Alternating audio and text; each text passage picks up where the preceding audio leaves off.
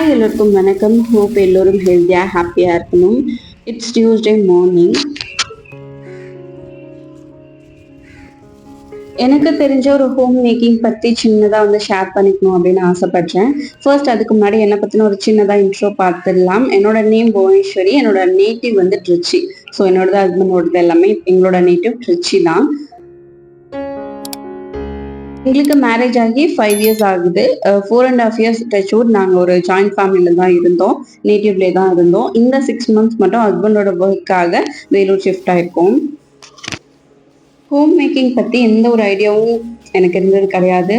Home making அப்படிங்கிற ஒரு விஷயம் ப்ராப்பராக ஃபாலோ பண்ண வேண்டிய விஷயம் அப்படின்னு அதை பற்றி ஜீரோ இன்ட்ரெஸ்ட் தான் இருந்திருக்குன்னு சொல்லலாம். ஒரு ப்ராப்பராக நம்ம வீடை மெயின்டைன் பண்ணணும், அழகுபடுத்தணும் அப்படி யோசிச்சிருக்கமே தவிர ஹோம் மேக்கிங்ல A to Z பண்ண வேண்டிய விஷயங்கள் பற்றி எந்த ஐடியாவுமே கிடையாது. எங்களுக்கு மேரேஜ் ஆன ஸ்டார்டிங்ல குக்கிங்ல என்னோட கான்ட்ரிபியூஷன் சுத்தமா கிடையாது, ஜீரோன்னு தான் சொல்லணும்.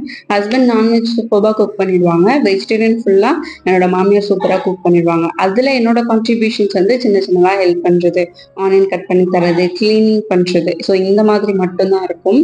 அப்போ வரைக்கும் குக்கிங் எனக்கு தெரியும், என்னென்ன பண்ணணும் எப்படி பண்ணணும்லாம் தெரியும். பட் அந்த அளவுக்கு டேஸ்டா குக் பண்றது, ப்ராப்பரா குக் பண்றது, எவ்வளவு குவான்டிட்டி தேவையோ அந்த அளவுக்கு குக் பண்றது, அந்த மாதிரி எந்த ஒரு ஐடியாவுமே எனக்கு இருந்தது இல்லை. ஸோ இப்போ வரைக்கும் நாங்கள் இங்கே தனியாக வேலூருக்கு நாங்கள் ஷிஃப்ட் ஆகி வர்ற வரைக்குமே குக்கிங் பெருசாக நான் பார்த்துக்கிட்டது இல்லை. என்னோட மாமியாரே ஃபுல்லாக பார்த்துப்பாங்க. இப்போ வரைக்கும் நான் சின்னதாக ஹெல்ப் தான் பண்ணியிருக்கேன். பட் ஓரளவுக்கு எல்லா விஷயங்களும் கற்றுட்ருக்கேன். பிஃபோர் மேரேஜ், ஆஃப்டர் மேரேஜ் இதில் கண்டிப்பாக குக்கிங்கில் எனக்கு கொஞ்சம் டிஃப்ரென்ஸ் கிடைச்சிருக்கு. பட் அந்தளவுக்கு ப்ராப்பராக இப்போ வரைக்கும் நான் குக் பண்ணலன்னு தான் சொல்லணும். 1 இயருக்கு தேவையான புளி பல்கா வாங்கி ஸ்டோர் பண்ணி வச்சுப்பாங்க. மோஸ்டா மார்க்கெட்ல எல்லாம் போய் வாங்க மாட்டாங்க. லோக்கல்லே யாரெல்லாம் சேல் பண்றாங்களோ அவங்கள்ட்ட இன்ஃபார்ம் பண்ணிட்டாங்க அப்படின்னா 1 இயருக்கு தேவையான புளி, 6 மந்த்ஸ்க்கு தேவையான தேங்காய் எண்ணெயுமே செக்கில் அரைச்சு அரைப்பாங்க. எப்படின்னா தேங்காய் வாங்கிட்டு பல்கா அதை உடைச்சு காய வச்சு ஒரு 2 மந்த்ஸ் வரைக்கும் கூட சம்டைம்ஸ் கொஞ்சம் கொஞ்சமா தேங்காய் வாங்கிட்டு அதெல்லாம் உடைச்சு காய வச்சு அரைச்சி எடுத்துட்டு வருவாங்க. அரைச்சி எடுத்துட்டு வந்ததுக்கு அப்புறம் ஒரு 15 days வெயில காய வைக்க, எடுத்து வைக்க, காய வைக்க, ஸோ இந்த மாதிரி ஒரு ப்ராசஸ் போகும். ஸோ இதெல்லாம் பண்ணி அகைன் ப்ராப்பரா அது ஒரு கிளாஸ் கண்டெய்னர்லையும் ஸ்டோர் பண்ணி வச்சிருப்பாங்க. 6 மந்த்ஸ்க்கு தாராளமா வரும். ரைஸ், தால் ஐட்டம்ஸ் இதெல்லாமே கண்டிப்பா 2 to 3 மந்த்ஸ் வர அளவுக்கு ஸ்டோர் பண்ணி வச்சிருப்பாங்க. மெயின்டைன் பண்றதை தாண்டி அதெல்லாம் ப்ராப்பரா அகைன் எடுத்து வீணாகாம வெளியில எடுத்து வச்சுட்டு திரும்ப உள்ள வைப்பாங்க. எப்படின்னா இப்போ ஒரு பருப்பு, புளி இதெல்லாம் வாங்கிட்டு அப்படியே ஸ்டோர் பண்ணி வச்சுட்டு எப்பெல்லாம் தேவையோ அப்ப எடுத்துக்கிறது, அந்த மாதிரி கிடையாது. இப்போ புளியை ஸ்டோர் பண்ணி வச்சிருக்காங்க அப்படின்னா 3 months ஒன்ஸ், 6 months ஒன்ஸ் எடுத்து வெளியில வைக்கிறது. ஸ்டோர் பண்ணி வச்சிருக்க கண்டெய்னர்ஸ் அகைன் நல்லா வாஷ் பண்ணிட்டு ட்ரை பண்ணி வெயில்ல வச்சு அதுக்கப்புறம் அகைன் ஈவினிங் போல ஸ்டோர் பண்ணி வைப்பாங்க. ஸோ இதெல்லாம் இது இந்த ஒர்க் இப்பப்ப பண்ணியிருக்கோம், இது அடுத்து ஒரு 3 months கழிச்சு பண்ணணும், இது அடுத்த ஒரு 15 daysல பண்ணணும், அந்த மாதிரி ப்ராப்பரா மெயின்டைன் பண்ணிட்டு வந்தாங்க.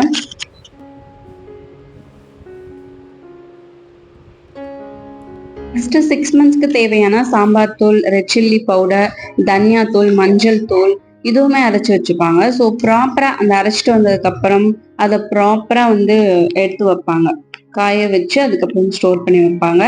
கோதுமை மாவு 3 months ஒன்ஸ்க்கு வர்ற அளவுக்கு அரைச்சி வச்சுப்பாங்க. இது எல்லாமே அவங்க வீட்டுல இருந்து மட்டுமே பண்ணலாம். அவங்க தோட்டத்துக்கு டெய்லியும் போயிடுவாங்க. மார்னிங் போனாங்கன்னா ஈவினிங் தான் வருவாங்க. இதுக்கு இடையில மந்த்லி ட்வைஸ் வீட்டுல இருந்து அதை ப்ராப்பரா மெயின்டைன் பண்ணணும். அவங்களுக்கு ஒரு கால்குலேஷன் இருக்குமா என்னன்னு தெரியல. ஆனா எப்பப்போ இதெல்லாம் எடுத்து வைக்கணும், எப்ப வெயில எடுத்து வைக்கணும், எப்ப நிழல்ல காய வைக்கணும், எப்ப ஸ்டோர் பண்ணணும், இது ஸ்டோர் பண்ணி வச்சு எவ்வளவு நாள் ஆச்சு, ஸோ நெக்ஸ்ட் எப்போ எடுத்து வெயில வைக்கணும், இந்த மாதிரி அவங்க பண்ணிட்டே இருப்பாங்க. அடிக்கடி பண்ணிட்டே இருப்பாங்க, சும்மா இருக்க மாட்டாங்க, ஏதாவது ஒரு ஒர்க் பண்ணிட்டே இருப்பாங்க வீட்டுல இருந்தாங்க அப்படின்னா. ஸோ அதெல்லாம் நான் பார்த்துருக்கேன். சின்ன சின்ன நான் ஹெல்ப்பும் பண்ணியிருக்கேன். என்னென்ன பண்ணுறாங்க அப்படின்றதும் ஐடியா இருக்கு. பட் ஆனால் நான் தனியாக பண்ணது கிடையாது.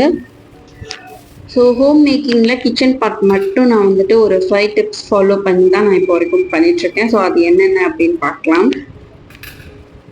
நம்பர் 1, இந்த ஸ்பைசஸ் ஐட்டம்ஸாக இருக்கட்டும், இல்லை எந்த ஒரு பொருளும் பல்காக வீட்லேயே அரைச்சி யூஸ் பண்ணுற மாதிரி எதுவுமே ரெடி பண்ண மாட்டேன். பல்காக 1 இயருக்கு தேவையான புளி அந்த மாதிரி ஐட்டம்ஸ் வாங்கி வச்சு ஸ்டோர் பண்ணி யூஸ் பண்ண மாட்டேன். எனக்கு 2 சைட்லேருந்து மாமியார்ட்ட இருந்துமா இருக்கட்டும், அம்மாட்ட இருந்துமா இருக்கட்டும் கொடுத்து விடுறாங்க. நான் இப்போ வரைக்கும் 6 months ஸ்டோர் பண்ணிலாம் வச்சுக்கிறேன். பட் நானே இதெல்லாமே பண்ணி வச்சுக்கணும் அப்படின்னு யோசிக்க மாட்டேன். எனக்கு 2 பேர் சைட்ல இருந்து எதுவுமே வரல அப்படிங்கிற பட்சத்துலயுமே இதெல்லாமே நம்ம வீட்லயே ரெடி பண்ணலாம் அப்படின்னும் கண்டிப்பா யோசிக்க மாட்டேன், எனக்கு தெரியாத வரைக்கும். பாயிண்ட் நம்பர் 2, எதையுமே வேஸ்ட் பண்ணக்கூடாது. பிகாஸ் நான் வந்துட்டு என்னோட மணில நான் ஒரு விஷயம் வாங்குறேன், அது வேஸ்ட் ஆகுறேன் அப்படின்னா கூட அது வந்து நான் கத்துக்கிற ஒரு விஷயமா இருக்கட்டும், நான் வந்து கோ த்ரூ பண்ற விஷயங்களா இருக்கட்டும். பட் எனக்கு கிடைச்சிட்டு இருக்க எல்லாமே, அது கிச்சன் ஐட்டம்ஸ் பொறுத்த வரைக்கும் என்னோட அம்மா, மாமியார் அவங்க கஷ்டப்பட்டு கொடுத்து விடுறது. ஸோ அது முடிஞ்ச அளவுக்கு வேஸ்ட் ஆகாம பார்த்துக்கணும். இன்னொன்னு, நிறைய கொடுத்து விடாதீங்க அப்படின்னு தான் சொல்லுவேன். பிகாஸ் அவங்க வந்துட்டு பாசத்துல நிறைய வந்துட்டு எடுத்துட்டு போவாங்க, கிடைக்குமோ இல்லையோ, அங்க கிடைக்குமோ இல்லையோ அப்படின்ற ஒரு பயத்திலேயே வந்துட்டு கொடுத்து விடுறாங்க. பட் இங்க எல்லாமே எல்லா டைமும் அவைலபிளா இருக்கு. அது அவங்களுக்கு ஒரு பயத்தை கிரியேட் பண்றதால, ஓகே சிரமப்படக்கூடாது பிள்ளைங்க அப்படின்றதுக்காக பல்சா கொடுத்து விட்டுறாங்க. அதை வந்துட்டு ஃபர்ஸ்ட் கம்மியா கொடுங்க, இல்ல இவ்வளவு எடுத்துட்டு போக மாட்டோம், உங்களோட ஒரு விஷக்காக கொஞ்சம் எடுத்துக்கிறோமே தவிர நிறைய வேண்டாம்னு சொல்லிட்டு. இங்க மோஸ்டா ஒரு சில விஷயங்கள் வந்து கொஞ்சம் அமௌண்ட் அதிகமா ஸ்பெண்ட் பண்ணி வாங்குற மாதிரி இருக்க விஷயங்கள் வேணா நான் அங்க இருந்து நானே வந்து கேட்டு எடுத்துட்டு வருவேன். பட் எல்லாமே வந்துட்டு அவங்க கொடுக்குறாங்க அப்படின்றதுக்காக வாங்கிட்டு வந்து பல்கா வச்சு வேஸ்ட் பண்ணக்கூடாது. அதனாலே ஓகே, கம்மியா இது தேவை, இது மட்டும் கொடுங்க அப்படின்ற மாதிரி தான் வாங்கிட்டு வந்து யூஸ் பண்றேன். பட் நான் இதெல்லாம் கத்துக்கணும் அப்படின்னு ஆசைப்படவும் இல்லை. இப்ப வரைக்கும் அதை நான் பண்ணணும், இங்க நான் அந்த மாதிரி பண்ணலாமே அப்படின்னு சொல்லி நான் ரிஸ்க் எடுத்ததும் கிடையாது. எனக்கு அம்மா சைடா இருக்கட்டும், இல்ல மாமியார் சைடா இருக்கட்டும், பல்கா வந்துட்டு என்னென்ன தேவையோ 6 மந்த்ஸ்க்கு தேவையானதை கொடுத்து விட்டுறாங்க. பட் அதை ப்ராப்பரா வந்துட்டு நான் வேஸ்ட் பண்ணாம மெயின்டைன் பண்ணணும் அப்படின்னு தான் வந்துட்டு நான் எஃபோர்ட் போட்டிருக்கேன் என் சைட்ல இருந்து. பிகாஸ் நான் பார்த்துருக்கேன் எவ்வளோ வந்துட்டு அதுக்கு டைம் ஸ்பெண்ட் பண்ணி ஒன்று ஒன்றும் பண்ணுறாங்க அப்படின்றத. ஸோ அதனால முடிஞ்ச அளவுக்கு அது வேஸ்ட் பண்ணக்கூடாதுன்னு யோசிச்சிருக்கேன். இந்த ஒர்க் மண்டேவே பண்ணிடுவேன். ஸோ கண்டெய்னர்ஸ் எல்லாம் எடுத்து வாஷ் பண்ணி நீட்டாக வச்சிருவேன். பட் அன்னைக்கு கொஞ்சம் கிளீனிங் ஒர்க்லாம் நிறைய இருந்ததால மற்ற ஒர்க் பண்ணிட்டு இந்த ஒர்க் மட்டும் அப்படியே ஸ்கிப் பண்ணி வச்சிருந்தேன். ஸோ டியூஸ்டே ஈவினிங் போயிட்டு வெஜிடபிள்ஸ் வாங்கிட்டு வரதுக்கு முன்னாடியே எல்லாமே கிளியர் பண்ணி வச்சிட்டோம் அப்படின்னா ஈஸியாக இருக்கும் அப்படின்ட்டு. ஸோ மார்னிங் ஒரு 11:30 போல் டீ போட்டு குடிச்சிட்டு அதுக்கப்புறம் அந்த ஒர்க்லாம் வந்து சின்ன சின்னதாக பண்ணிட்டு இருந்தேன். லெஃப்ட் ஓவர் மீதி இருந்ததெல்லாம் கொஞ்சம் எடுத்து வச்சுட்டு அதை மட்டும் பண்ணேன். பட் கண்டெய்னர்ஸ் எதுவுமே ப்ராப்பராக வாஷ் பண்ணல. இப்போதைக்கு லைட்டாக எல்லாமே டஸ்ட் பண்ணிட்டு அப்படியே ஸ்டோர் பண்ணி வச்சிடறேன். பிகாஸ் டைம் இல்லை அப்படின்றதால எடுத்து அப்படியே ஸ்டோர் பண்ண ஆரம்பிச்சிட்டேன். பாயிண்ட் நம்பர் 3, நிறைய விஷயங்கள் வாங்கி ஸ்டோர் பண்ணக்கூடாது. ஃபர்ஸ்ட் நிறைய விஷயங்கள், அதுக்கப்புறம் பல்கான அந்த குவான்டிட்டி. ஸோ குவான்டிட்டியும் கம்மியாக வாங்கணும், திங்ஸும் கம்மியாக வாங்கணும் அந்த மாதிரி. ஸோ நான் ஒரு 10 திங்ஸ் வாங்குறேன் அப்படின்னா அதில் வந்து எனக்கு அது எல்லாமே நீடா அப்படின்னு பார்க்கணும். ஸோ அதில் 5 தான் கண்டிப்பாக நீடாக இருக்கும். அந்த 5 தான் வாங்குவேன். அந்த 5லையுமே கம்மியான குவான்டிட்டியில் வாங்கணும். ஸோ அதுதான் யோசிச்சிருக்கேன். இது நான் ஸ்டார்டிங்லேயே நிறைய இதில் நான் அடிபட்டிருக்கேன்னு தான் சொல்லணும். பிகாஸ் இன்லாஸ் வீட்டில் இருக்கும் போதே நிறைய வந்து வாங்கி ஸ்டோர் பண்ணிடுவேன். பாஸ்தா அந்த மாதிரி ஐட்டம்ஸ் எக்ஸ்ட்ராவாகவும் வாங்கிடுவேன். அது எல்லாமே நான் மட்டும்தான் சாப்பிடுவேன். வீட்டில் அதை வந்து டச் கூட பண்ண மாட்டாங்க. அதை அவங்களுக்கு குக் பண்ணவும் தெரியாது என்னோட மாமியாருக்கு. ஸோ அதனால நான் ஃப்ரீ டைம்ல எப்பயாவது குக் பண்ணி சாப்பிட்டுப்பேன்னு அப்படியே வச்சிருவாங்க. பட் நான் நிறைய வேஸ்ட் பண்ணியிருக்கேன். அதில் நான் நிறைய க்ராசரி ஐட்டம்ஸ்ல நான் வாங்கிட்டு போறதெல்லாம் ஒரு 80% எஃபோர்ட் போட்டு அது எல்லாமே காலி பண்ணணும், அது எல்லாமே கொஞ்சம் வேஸ்ட் ஆகாம குக் பண்ணணும்னு யோசிச்சது என்னோட மாமியார் தான்.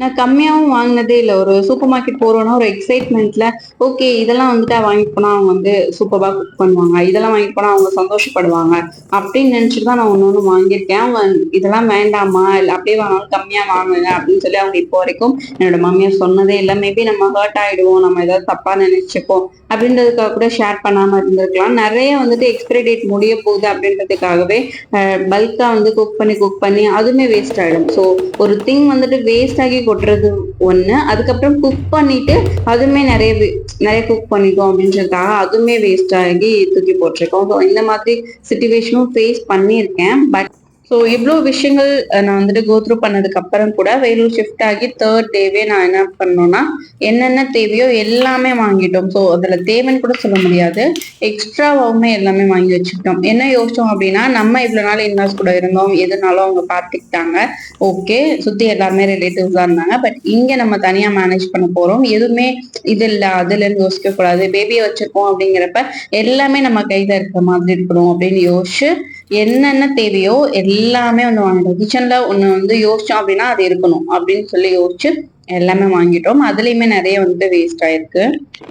மோஸ்டா தேர்ட் பாயிண்ட் வந்து கம்மியான குவான்டிட்டியில வாங்கணும், கம்மியான திங்ஸ் வாங்கணும். என்ன தேவையோ அதை வாங்கணும். ஸோ எக்ஸ்ட்ரா வாங்கினா கூட ஒரு விஷயம் எக்ஸ்ட்ரா வாங்குறேன் அப்படின்னா ஆல்ரெடி வாங்குற ஒரு விஷயத்த வந்து மைனஸ் பண்ணணும். ஸோ அப்பதான் வந்து கால்குலேஷன் கரெக்டா இருக்கும், வேஸ்ட் ஆகாம இருக்கும். நெக்ஸ்ட் டைம் ஓகே ரெண்டுமே தேவைன்னா கூட நெக்ஸ்ட் டைம் அதையுமே வாங்கிக்கலாம் அப்படின்னு. ஸோ இந்த மாதிரி கால்குலேஷன் பண்ணிக்கிட்டோம்னா இன்னுமே ஈஸியா இருக்கும். பாயிண்ட் நம்பர் 4, எல்லா விதமான ஃப்ரூட்ஸ் அண்ட் வெஜிடபிள்ஸ் அட்லீஸ்ட் ட்ரையாவது பண்றது. ஸோ இந்த வீக் ஒரு செட் ஆஃப் வெஜிடபிள்ஸ் நான் வாங்குறேன் அப்படின்னா நெக்ஸ்ட் வீக் டோட்டலா வேற கூட நான் ட்ரை பண்ணலாம். இந்த வீக் வாங்காதது ஏதாவது இருந்ததுன்னா அடுத்த வீக் அதை வாங்கிட்டு அதுக்கப்புறம் என்னென்ன தேவையோ அந்த மாதிரி வாங்கிக்கலாம். குழந்தைங்களுக்கும் எல்லா ஃப்ரூட்ஸ் அண்ட் வெஜிடபிள்ஸும் கொடுத்த மாதிரி இருக்கும். அவங்களுக்கு எது செட் ஆகுது ஆகலன்றதும் நமக்கு தெரியும். ஆயில் ஐட்டம்ஸுமே மாத்தி மாத்தி யூஸ் பண்ணணும் அப்படின்னு சொல்றாங்க. பட் நான் ஒரு ஆயில் கம்பல்சரி எது வாங்குறேனோ அது அப்படியே வாங்கிப்பேன். இன்னொரு ஆயில் மட்டும் மாத்தி மாத்தி யூஸ் பண்ற மாதிரி வாங்கிப்பேன். பாயிண்ட் நம்பர் 5, இது நான் ஃபாலோ பண்ற டிப். ஸோ எல்லா நாளையும் இது மாதிரி ஃபாலோ பண்ண முடியுமான்னு தெரியல. எனக்கு இது ரொம்ப கன்வீனியன்ட்டா இருக்கு. 3 months ஒன்ஸ் மட்டும்தான் கிராசரி ஷாப்பிங் போறது. அதுவும் டிமார்ட் போறோம் அப்படின்றதால பல்கா வாங்கிப்பேன். 2 weeks ஒன்ஸ் வெஜிடபிள்ஸ் பர்ச்சேஸ் பண்ணுவேன். வீக்லி ஒன்ஸ் மட்டும்தான் ஃப்ரூட்ஸ் வந்து பர்ச்சேஸ் பண்ணிப்பேன். 3 months ஒன்ஸ் கிராசரி பர்ச்சேஸ் பண்ணும்போது 1 or 2 வந்துட்டு 1 monthலயோ 2 monthsலயோ காலி ஆயிடும். ஸோ என்ன காலியாதோ அதோட சின்ன பேக்கெட்ஸ் பக்கத்துலேயே வந்து வாங்கி யூஸ் பண்ணிப்பேன். ஸோ 3 months வரைக்கும் டிமார்ட் சைடோ எந்த ஒரு கிராசரி ஷாப்பிங்கோ பல்கா ஷாப் பண்றதுக்கு போகவே மாட்டேன். வெஜிடபிள்ஸ் வீக்லி ஒன்ஸ் கூட கண்டிப்பா வாங்கிக்கலாம். பட் எங்களுக்கு ஒரு பிளேட் 20 rupees அப்படிங்கிறப்ப ஒரு 5 காய் வாங்கினாலே எங்களுக்கு 7 to 8 days வந்துடும். ஒரு சில காய் லெஃப்ட் ஓவர் இருக்கும். ஸோ லெஃப்ட் ஓவர் இருக்கிறத வச்சுட்டு அகைன் ஏதாவது வாங்குறதுக்கு நான் போனேன் அப்படின்னா ஒரு 3 to 4 காய் தான் தேவைப்படும். பட் இருந்தாலும் போயிட்டனால அகைன் வந்து கொஞ்சம் பல்கா வாங்குறதோ இல்ல வேற ஏதாவது தேவையில்லாம செலவு பண்ற மாதிரி இருக்கும். அதனால 2 weeks ஒன்ஸ் மட்டும் வாங்கிக்கிறது. ஸோ என்னோட ஹோம் மேக்கிங்ல நான் ஃபாலோ பண்ற சின்ன சின்ன விஷயங்கள் தான் இது. இது வந்துட்டு ஒரு மணி சேவிங்காகவோ இல்ல ஒரு மினிமலிஸ்டிக்கா இருக்கிறதுக்காகவோ அந்த மாதிரி கிடையாது. சின்ன சின்னதா எனக்கு தெரிஞ்சு ஒரு ஹோம் மேக்கிங்ல என்னென்ன விஷயங்கள் வந்துட்டு ஃபாலோ பண்ணிக்க முடியும். இதுலயே நிறைய அப்ஸ் அண்ட் டவுன்ஸ் இப்போ வரைக்கும் நான் ஃபேஸ் பண்ணிட்டு தான் இருக்கேன். ஸோ நானும் இப்போ வரைக்கும் ப்ராப்பரா எதுவுமே கத்துக்கல. பட் என்னோட சின்ன விஷயங்கள் உங்ககிட்ட ஷேர் பண்ணிக்கணும்னு தோணுச்சு. ஃப்ரூட்ஸ் மட்டும் வீக்லி ஒன்ஸ், சம்டைம்ஸ் ஃப்ரெஷ்ஷா கிடைச்சதுன்னா 3 days ஒன்ஸ் கூட வாங்கிப்போம். ஃபைனலி என்னோட வீடியோ உங்களுக்கு பிடிச்சிருந்ததுன்னா keep watch and supporting me. மறக்காம சப்ஸ்கிரைப் பண்ணிக்கோங்க. நெக்ஸ்ட் ஒரு இன்ட்ரெஸ்டிங்கான வீடியோல பார்க்கலாம். பாய்.